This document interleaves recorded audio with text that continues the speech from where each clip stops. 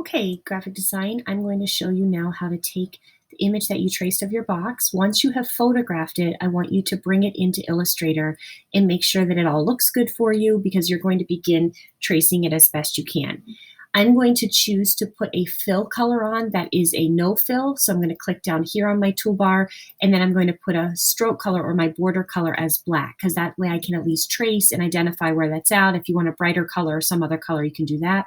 I'm going to use my pen tool here. You can choose to use several different tools, but the pen tool tends to be the easiest. And I'm going to start by clicking and tracing as much of the box as I can. I do not have to trace the fold lines because I know where those will be and they're visible in my drawing, but I'm going to just trace as much as I can all the way around until I get back to my original starting point. At this point, I can add in any fill color that I'd like. I can just kind of play with whatever that color is, and that way I can start to adjust and start to design. Now, under your layers menu, you may notice that your image is right here. This image is your original drawing, so you can always hide it or move it at any point to see things above it, below it, and so forth. So that just gives you an indication of where that image has gone, and then you can begin designing. If you're using something that has curves, which this was my other box design, I have some curve areas, and I want to show you that with the pen tool just as a reminder of the use of that tool.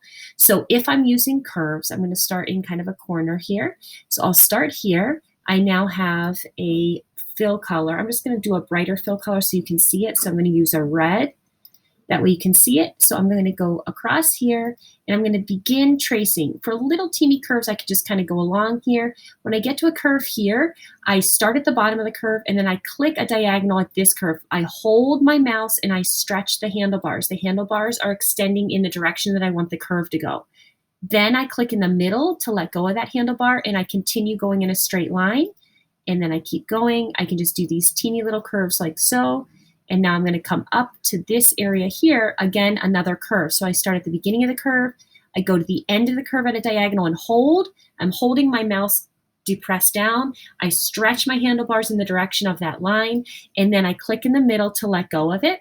And then I keep going here, curve, click in the middle, down, along here. I'm going to keep going just to demonstrate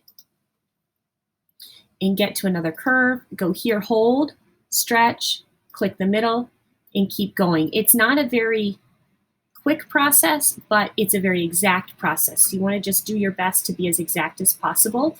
As you already did trace the box, you want it to be as perfect as you can get it so the box kind of comes together as well as you can. So I'm going to continue just tracing. I'll finish this off real quickly here. Remember to click in the middle there. When you're doing a handlebar, you click and hold, stretch, click.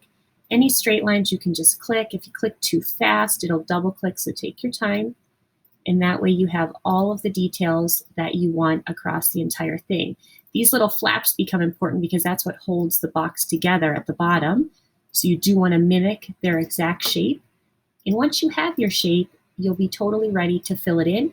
Now you might find that you want to fill in your shape in multiple different ways, and that's fine. In other words, you might have stripes or different patterning on there. Have one initial fill color, like a white or a black, to start you out, and then you can always adjust the color later, and that way you have at least a base color that you can adjust from. I'm now back to the beginning. I know that I am because there's a tiny little circle next to my pen tool, and now if I want, I can actually fill the entire thing in.